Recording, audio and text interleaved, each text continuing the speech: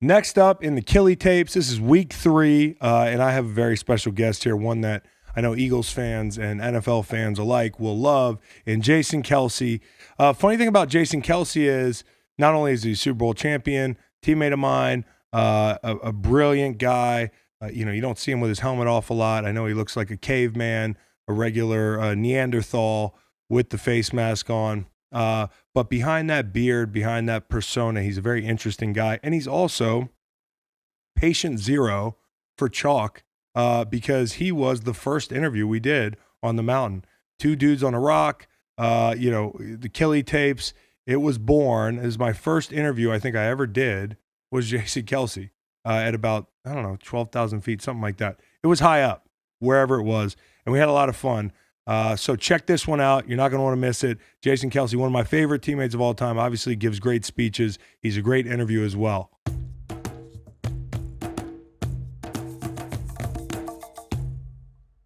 I'm here with Philly legend and icon Jason Kelce at 11,400 feet, and we're 2 dudes on a rock. Yes, we are. How you feeling? The rock's pretty hard. It is. My first question for you would be, what kind of drugs were you on at the parade, and how can I find them? Vinny Curry ain't got it. Mo Allen can't fit the ski. Michael Kendrick can't fit the ski. Nigel Bradley can't catch. Jalen Mills can't cover. Patrick Robinson can't cover. It's the whole team. It's the whole team. The only drug I was on was alcohol. Okay. In copious amounts. Yeah, it was copious. Where did you get the outfit? Have you talked about that before? A little bit, but so you know Libby. Yeah. So Libby's husband. He's our barber. Our barber, yeah. Libby's husband, Bobby, has been a mummer for like 30 years. Right. And I'm sitting down. I said to Kylie, my wife, it's like, I think if I'm gonna do the parade, I'm gonna do it Philadelphia style. I should get like a mummer's suit. That's pretty much. Yeah. As Philly as it gets, because people don't know mummers. I mean, I remember a lot of my buddies was like they hit me up like, what the fuck was Jason dressed as? It's like, looks like a genie. Yeah. Yeah. He looked like Aladdin. Yeah, yeah. But you found it from Libby's husband, and yeah. So Kylie reminded me that Bobby's been a mummer for 30 years. So I shot Libby a text. She got to Bobby, and like within 15. And they found minutes. a mummer your size. Yeah, he's actually bigger than me. 6'4", 310. Have you met him? Yeah, he's a big dude. One thing that caught me off guard about you, and the cool thing is, like, I learn shit about you all the time. Yeah. And we eat a lot of breakfast at work, and we have some great conversations. But one thing that I thought was really cool, and you blew me away with, was your musical talent that you keep, again, a secret. Sure. Yeah. Like the mummer thing. Like, talk about where that started and where it's gone. Yeah. So I started playing saxophone in 4th grade. Like the area that me and my brother grew up in. You had the option in 4th grade to like play music. Right. And I don't know why, but I just love the saxophone. Yeah. And I kept playing through high school. I actually was on the jazz ensemble. It was a big deal at the time. I'm not even messing with you. Like we would tour every spring break. Did you wear a uniform? Oh yeah. What did it look like? Like there was like a school uniform tuxedo type. The girls like the uniform?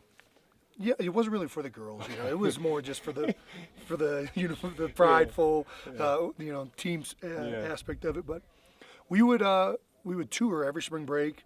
Like we went to New York, and like we would literally battle other schools in those areas.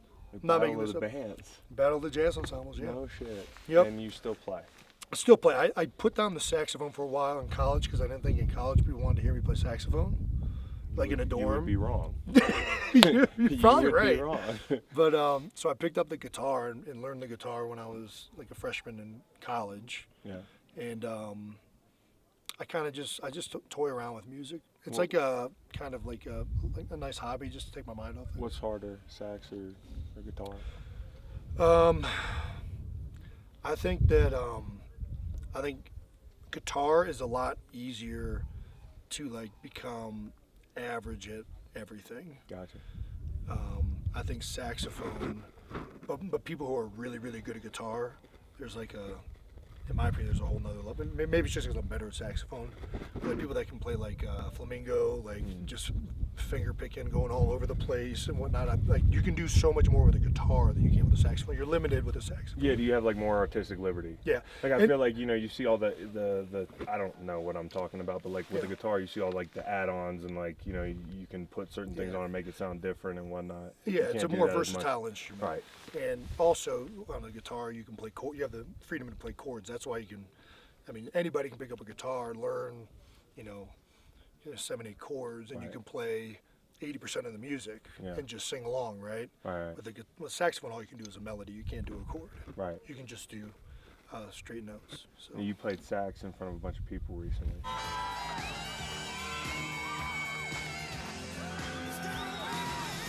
Yeah, well, I've marched down. So after the parade, it kind of obviously publicity went up, and I decided to return the favor for them letting me borrow the mummer suit by marching with that string band. Got you. And we marched down Manayunk. It was my first time ever marching and playing because I never did marching band in high school. Mm-hmm. So it was a new experience. It was a lot harder than sitting in a chair and playing saxophone. Mm-hmm. And then I also got to play with my high school band that I used to tour with.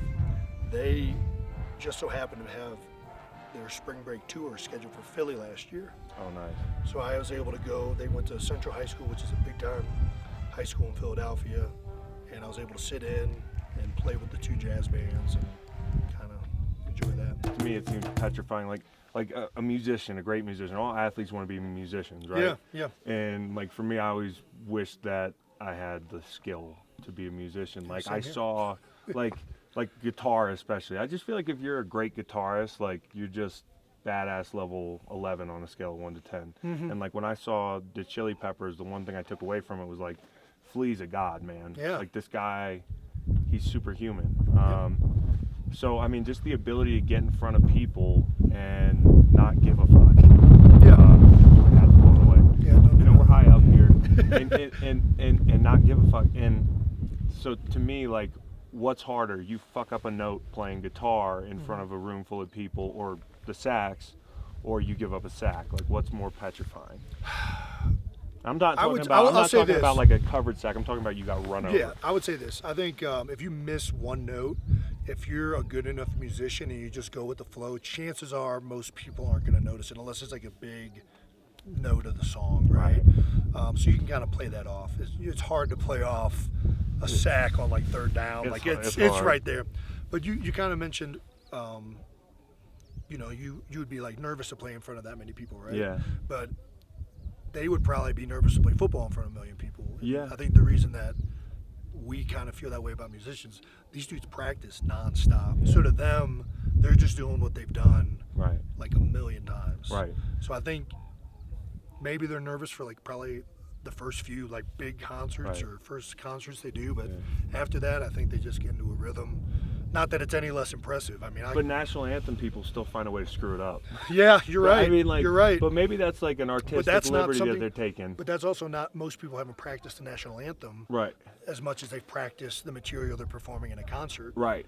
Unfortunately. I mean, like I remember at the All-Star game, the Fergie thing, and she became like a meme immediately because the Fergie thing, and she took an artistic liberty. Yeah.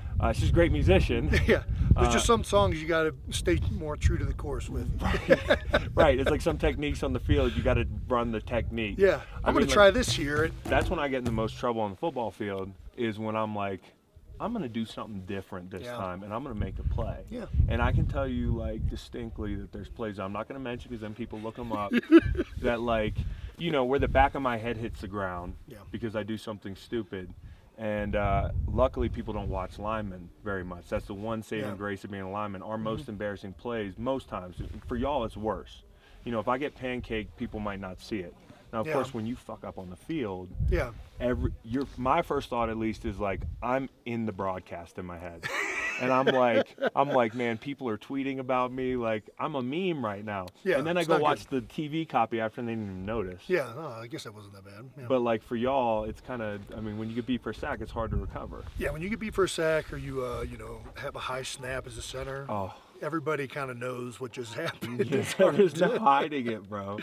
But I'll say this, like for an O lineman, when you get beat, the best guys, like we were just saying, don't have the thought of I'm going to do this thing over here to completely fix this problem and do something drastically different than I've ever done. And I think that might be different. The difference between O-line and D-line is It is, because for sure. You guys aren't measured statistically. Now the lows of being an O-lineman are lower than the lows of being a D-lineman. Yeah. But when you're having a game where as a D-lineman you haven't made a play yet, Yeah. and you're like, man, I got pressure to make a play. I got to do too much. For sure. And that's where guys get in trouble. Well, and it's, as a D lineman,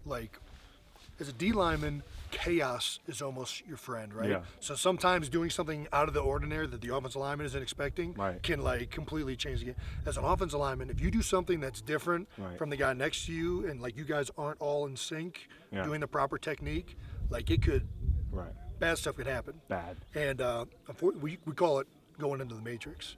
Oh, do you? Yeah, when you've taken. We've called people that. We've called that when your arms are flailing in the air. Yeah, well, you get. And Jason Peters has a DM he's got 1 foot on the ground and 1 foot off the ground and two, but. Yeah, you get beat for a sack, and then all of a sudden you're in your head and you've taken the red pill. Yeah. You should have taken the blue. Take the blue pill. And all of a sudden you don't know what's real anymore. Yep. You don't know. Should I go with this technique or should I try something? And then all of a sudden, those plays start adding up, and it just turns into a game. It's like, hey, the coach you come to the sideline, and Stout's like, what's wrong with such and such? And I'm like, he's in the matrix. He's in the fucking matrix. And you can tell when you're playing an O-lineman, when you beat him once, if he doesn't have the wherewithal to stick to his shit, oh yeah, he's gonna have a long day, and then he starts, jump setting, but out of his technique. Absolutely. Or oversetting, and that's how we make money. So absolutely, and if you legitimately bull rush a guy, and then you go to the second time to go get him, and you feel him lean and close his eyes and lean. I mean, the it's next full time, jerk. exactly. Everything's so I guess the $1 million question is, climbing Kilimanjaro or blocking Aaron Donald one-on-one, what's scarier? Oh my gosh, blocking Aaron Donald. Yeah, he's a bad motherfucker. Yeah. I don't know that anybody in the league can block Aaron Donald one-on-one. He's pretty dang good. Him and Fletch, to me, and you play Fletch in practice, but he's not in a zero much. I mean, he's not in a shade much. I don't play either of those guys, thankfully, too much. You're not gonna deal with Aaron much, but I see Fletch and AD abuse people just on a regular basis, but they do it in such different ways, which is what's so cool. I mean, they're different body types. Completely. But they're different players. And I think Fletch might be more of a throwback, where he's gonna be a run stuffer all the time, and AD's gonna take more gambles. Yep. But they're both two of my favorites to watch. Yeah. Do you have a favorite guy to watch? And it doesn't have to be a 3-tech. It could be any D lineman. Or is there a guy that you played that you were like, I wasn't expecting him to be this good? I mean, there's been a lot of guys. There's a lot of guys. There's more D linemen that I like watching. But for you, you could watch both sides. I mean, because I don't understand the art form. One guy I like watching is J.R. Sweezy. Yeah. Just because he throws everything he has in every single play. Yep. And it's like a relentless type of effort, and he might completely whiff on a play. He's gonna try to burp people. Yeah. He's going to finish every block, and he's that guy that if you're a D lineman, because I played him in Seattle, and Breno Giacomini as well. Yeah. I mean, those guys on the same line. Yeah. If you have the right mindset, they can elevate your game. But if you're not ready to play, they can get in your head. For sure. They're gonna piss you off, and if you're ready to fight, I'm gonna fight too, and I'm gonna play my best game. Yep. But those guys are gonna get you. Yeah, it's relentless. Yeah. And I think those are the type of guys, and that's why I think AD and Fletch both stand out, because that's exactly what they are. I mean, they're With unbelievable. great tools. Great tools. I mean, Aaron Donald beats so many double teams. I've never seen a guy beat the center slide, guard, and center as much as that guy does. Well, because and Fletch, just the pure power he has in his hands. I've only noticed two guys whose hands, when they grab you, you physically feel their grip strength. You know what I mean? And it's like a very emasculating feeling. It's emasculating. Fletch does one thing a day in practice every day that everybody in pass rush looks at each other and is like, how the... And we don't want to say it too much. Fletch is my guy, but I don't want to pump his head up. But we just look at each other, and we're like, damn. Yeah.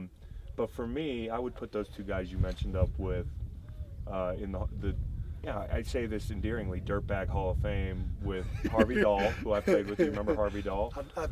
The name is familiar. Yeah, he was in Atlanta. I'm dating myself now. Yeah, no. But he lost a ton of weight now. He was like 280. He was a guard, maybe 300 pounds. He's about 200 I know the now. name, and I've seen him play. Yeah. For sure. So switching gears, I want to know, like, because a lot of people don't talk about, you understand your athleticism well. You understand your strengths, your weaknesses, and you're a mental athlete. And, like, for me, I read about how you started out. You played lacrosse, you played hockey, you played football, all those different sports. You get to Cincy, you're a running back. Yeah, linebacker. You're a linebacker and a guard. Or how quickly did it go from skill guy to guard, and how much did that help you in your transition? Yeah. I mean, did it make you better? Absolutely. Yeah. No, I think me and my brother both played a lot of sports growing up. Like I played, like you just said, lacrosse, hockey, and football in high school. But even before that, I played soccer growing up. We both took karate classes. I wrestled for a little bit. I only made it to yellow belt. It was a very small. I was a yellow belt too. Hey, there we go. Dude. Okay. But I do think that like playing like baseball and playing all these different sports, you start to develop like different techniques and different things that are good for those sports, Right. and then you start to understand how to like correlate them to other sports. Right. Like my lacrosse coach in high school used to be furious because I used to do this like move with my stick where I'd go like that, and I'd be like, it's a swim move. Were you an attackman? I was midi attack, yeah. So like if I was setting a guy up, they would just want me to come here to Right. dodge, but I would come here and literally swim move because I felt like I was playing defense. Yeah. And it worked a lot, Yeah. even though it would piss off my lacrosse coach. But Yeah, but coaches don't always know what they're talking about. no, not all the time. So you're at Cincinnati. You're forced to change positions within a year, right? Yep. And you weren't exactly like a highly touted recruit, right? As a walk-on. Yeah, you were a walk-on. And you're changing positions. How do you turn that negative into a positive? And how do you make that work?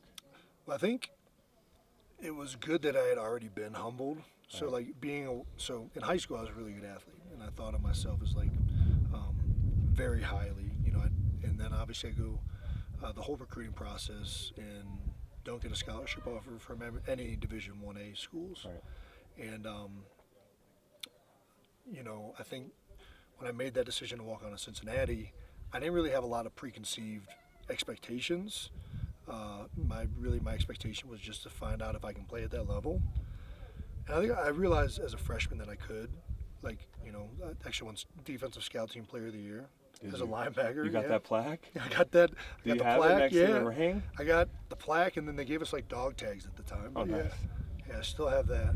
And But they don't know what they don't know what they're talking about evaluating high school talent. For one, they a lot of times don't know what they're talking about in the pros. Yeah. But I think it's better to go under the radar coming out of high school than it is coming out of the pros. For sure. There's money involved. There's a hierarchy. Absolutely. But and part of it was because of what we just talked about with the multi-sports. Yeah. I never really focused on football. I didn't lift weights. I didn't have like an off season that I dedicated to getting better at football. So I was very much like a raw football player. Right. And when I got to Cincinnati, obviously that changes. Yeah. I became a one-sport athlete. I trained year-round for it. I started lifting weights. I got a lot stronger. And you have no bad habits at your position. Yeah. I mean, you learn from scratch.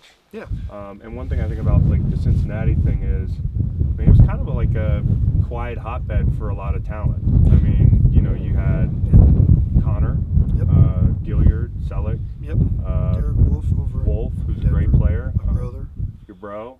So I mean, like you look at that list, that's a lot of great pros at Cincinnati, and they had to be doing something right. But I wouldn't say I'm not going to be one to say like they did shit right intentionally because they didn't offer you a scholarship. So like, it's a hit or miss game in college recruiting. You come out of Cincinnati, you end up in Philly, and again, you're under the radar a little bit, in my opinion. But one thing you had that a lot of players don't have right off the bat is great coaches, right? You had Howard Mudd. Yep. And then you go to Jeff Stoutland. And as we talk about often, it's like, it's not a given that your NFL coach is a great coach. No. not. There's a lot of bad coaches, I think. And that's not disrespectful to the profession. I just think there's a shortage of great coaches. So what does that mean to have, to hit the lotto twice, really, is what I think you did. Yeah, I've been very lucky. Obviously being an undersized guy coming out of Cincinnati, I'm already limited on the number of teams that are interested, right? Yeah. Certain styles of offense have already not even interested at all. Right. So obviously Howard worked with Jeff Saturday in Indianapolis. He likes athletic offensive linemen. He likes, especially at that position, a guy that can get out and move, get out on screens, block the second level. So he took a shot at me. Yeah. And the Eagles, Howie Roseman, they took a shot at me. So I'm forever in debt to those guys for just giving me an opportunity, really. And again, as a 6th-round pick, I didn't really have expectations. My expectations were to play in the league and make the team. Gift and a curse too, right? And for me, right away in training camp, Howard, his techniques started making me a better player. Mm-hmm. He had a lot of techniques that were very conducive for smaller guys. A lot of plays that were really conducive for smaller guys. So I started to stand out. And there was another guy there, Jamal Jackson, who helped me along as well. He's a veteran player. And having a vet that helps, because like the biggest dick move to me is a vet that doesn't help younger players. No doubt. I mean, like you're like, I understand like it's a business, but if you're secure and you're a good dude, I think you're gonna help the younger players. So you got that and Mud, and I just remember like when Mud came to visit. And you love Stout. I mean, that's well documented. Like, it'd be impossible to pick between the two. They're so awesome. Yeah, for sure. But I remember Mud came to our hotel one night, maybe in Seattle. When we played Seattle, yeah. And I just remember I saw you guys hug, and I'm like, that's a deep bond, man. That's real. And you got it with him, and you got it with Stout. What'd you learn from each one? Do you have one technique that stands out? So Howard, one of the first things he taught me was the hop technique. Which, as you know, like when you're getting bull rushers, one of two things you can do. I've seen you hop a lot. Yeah. So it's hard for smaller guys to walk guys back leg by leg. But when I have good hips and I can bend. So, like if I'm getting bull rushed, I can kind of hop back and readjust and get up underneath. That was a game that really helped me in a game, my probably biggest weakness on the field, which is anchoring against a bull rush. But you do it without leaning. Yeah. And that's the key. If a guy's hopping and he sets, and then he drops his head, he's gonna get tossed. But I don't see you get tossed a lot. It's hard. Yeah. You do it enough times, and there's a drill where you let a guy kind of grab you by the chest, push you, pull you in every direction. You have to really try and maintain balance, and it's hard to do for sure. But that was probably the biggest thing that Howard gave me in terms of a technique. The other thing that a lot of people don't know about Howard is he's a very psychological coach. He's and I still call him, once a year to like kind of pick his brain, ask advice, from anything. And he's obviously he's been coaching in the NFL for a very long time. He's been through every scenario as a player and as a coach. And one of the things he did is we were talking about this a little bit earlier, being in the Matrix. Howard wanted everybody to have I called it like a mechanism, right? Where if you're ever in a game and you're getting beat and you're in this mode of like, okay, I'm going to start doing this, and there are things that you'd never do. Let's snap out of that and just get back to the little basic, this one thing, just focus on that. And it completely enabled me to snap out of having a bad game, because it's rough when that's happening. And what's your mechanism? My mechanism at the time was hop. Now I've since switched it over to getting arms under. Because I feel like for me, as long as I can set in front of the guy and get my hands underneath, I'm going to be good against the bull. And I'm a pretty good athlete, so if he tries to work an edge, I can just kind of I've go seen from you there. do the arm under thing, which is cool. Now it sheds some light for me on like your techniques. What about Stout?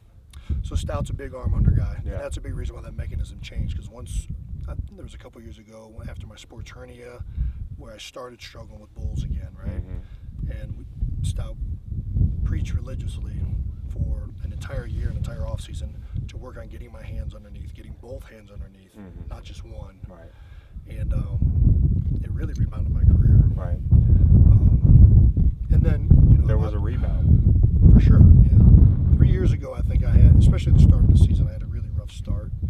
And the last 2 years, ever since then, really, I've played at a much better level. And part of that's, too, because I get to play next to Brandon Brooks. I get to play next to, whether it's Wiz, Isaac, or Chance, I've been playing around really good players.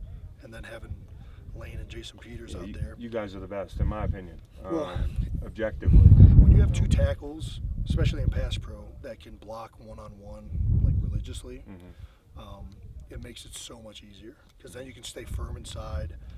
You can give a chance for the quarterback to step up, and most teams are not that lucky to have that. No, they're not. And I want to go back to one thing, is you talked about you had a bad year, or you had a bad start to your year. Yeah, I had a bad. Which you're an all-pro player. You're somebody I think of as cream of the crop player. And to me, from a distance, I think even in the NFL, a lot of guys silently have bad years. You know, you might read something and somebody picks up on it, but you know better than anybody. Yeah. Like, what's that kind of rock bottom feeling where you're like, is this going, you know, like, is this it? Am I like trending down, or can I get back up off the mat? Like, you know, what was that like, and how did you snap out of it besides technique?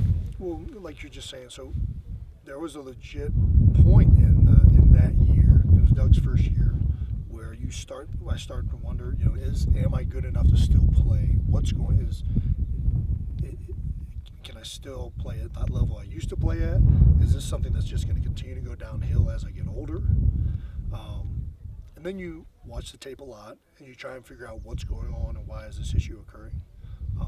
And lucky for me, not only was I watching the tape, but I had Jeff looking at the tape as well. Yeah.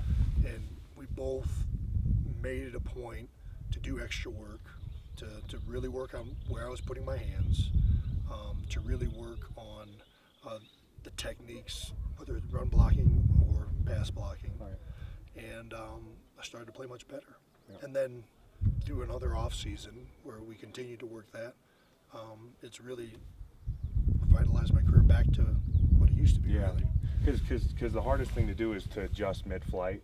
Sure. Like in the middle of the season, you do need that off season to kind of, okay, I saved it, I salvaged it, but I need to hit the reset button. Yep. And another thing is, like, as you get older, you know, like, age is a funny thing in the NFL. Like, nothing makes you feel older than being an NFL player, because as you're nearing 30, it starts creeping in your head. Like, you see the end. Even if it's not imminent, you know what it takes and everything you have to dump into it every year.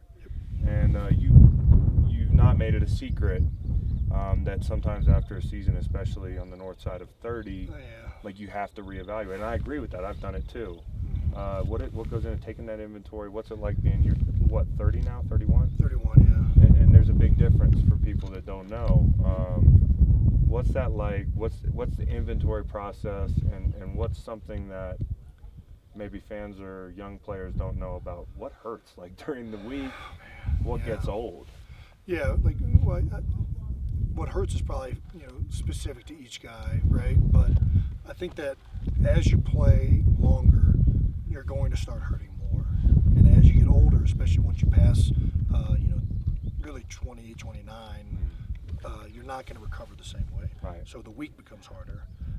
And then as injuries add up, you really start to wonder, you start to do those checks and balances, right? Where you're like, man, I still love being in the locker room. I still love playing games.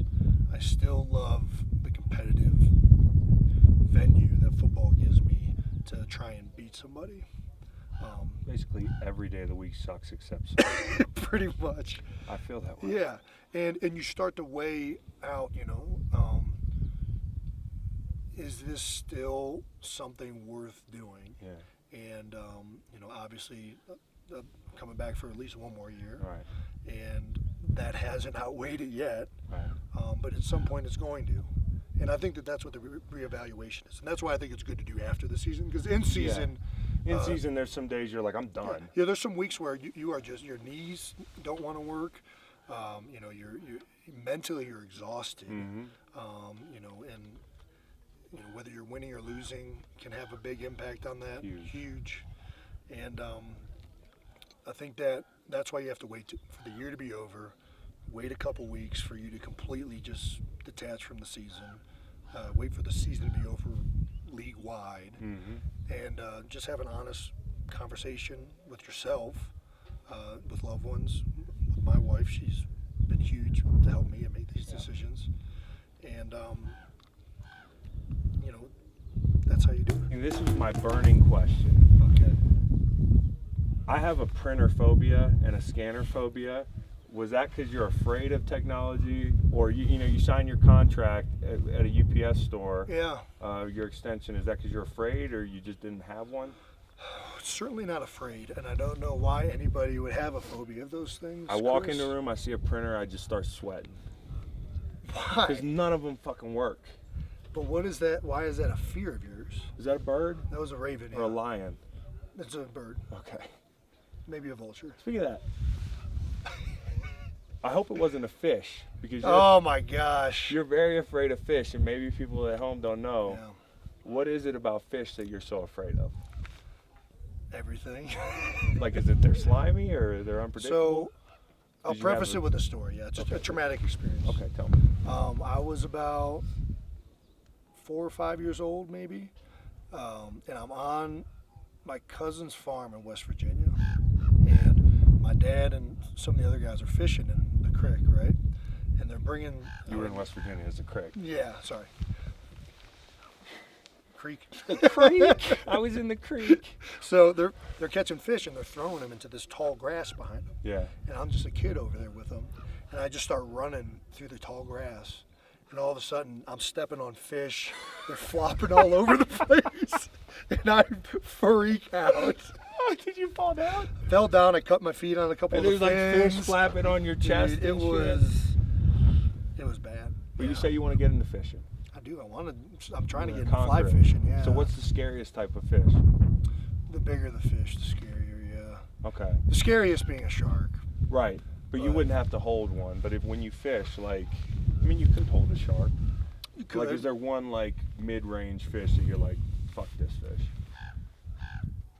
Anything that I can't hold, like by the mouth, The like gill- this. You don't want to hold the gills. No, I'm still like, I went striper fishing one time in the Chesapeake Bay, and they pulled in this huge striper, and the guys are putting their hands all the way in the thing and up the mouth and got it like, You felt so emasculated. Yeah, no, man, I'm like, not doing you're just that. like, not interested in that. so do you have any other irrational fears?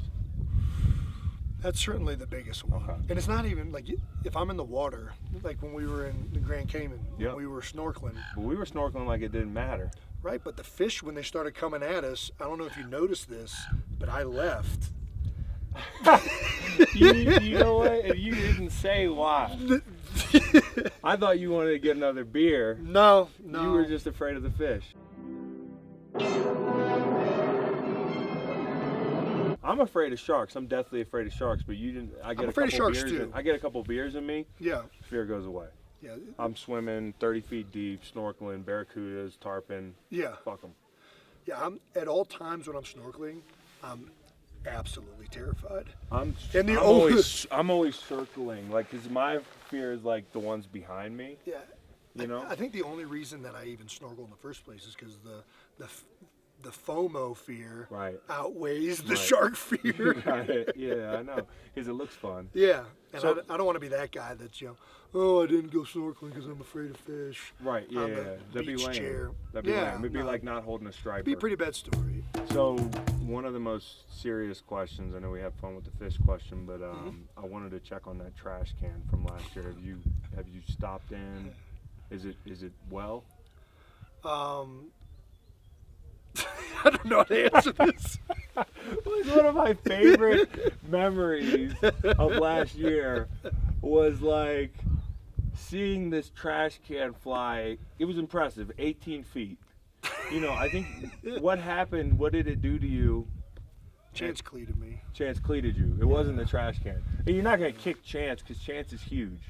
Yeah, I can't kick Chance. Chance is like a bear. And I like Chance. Yeah, so you don't want to kick Chance. You find the trash can. Yep. And you like Jet Li it. Well, yeah, it was a Wednesday, it was Thursday. It's the worst day. Yeah, and I'm just like, why did this happen? This did not need to happen. It hurts. But you know, it's the little shit that bothers you more than the big shit. Like the little unnecessary shit, like jamming your toe in a door, getting cleated, like, Yeah. you know, just dumb shit like that. So I feel you, but I just wanted to check on it. Yeah, I don't. Okay. I think that one is in the trash. So. Okay. How's the climb going? How do you feel? What are you taking away from this whole thing? Climb's going great. Yeah. You know, obviously, you know, you're walking for a long time. I don't think I've ever walked this long. Yeah. I'm not a big hiker, although maybe I'll get into You it look after the part. this. Got my Patagonia out, yeah, bro. baby. Sign us up. Pay us. You feeling good though? I am. We're at like 11 and a half. We're gonna go to 19 and a half. Yeah, right now I'm doing good. Okay. I'm curious to see at the next stop where I'm going to be at. But yeah, at 11.4, no headache. The altitude hasn't really started to affect me too much, I don't think. My O2 levels are good. Every time. My heart rate's at a good pace.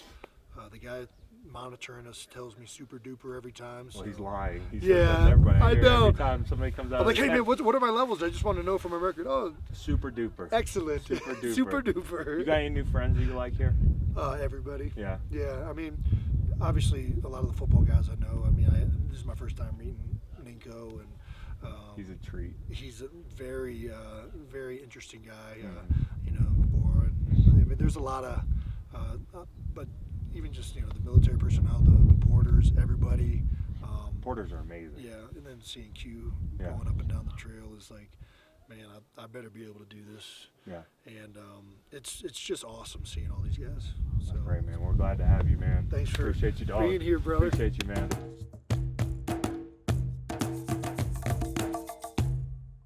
Thanks for watching. Hope you enjoyed it. I sure enjoyed, way back here. Actually, it's been almost a year interviewing my buddy Jason Kelce. Obviously, an interesting guy.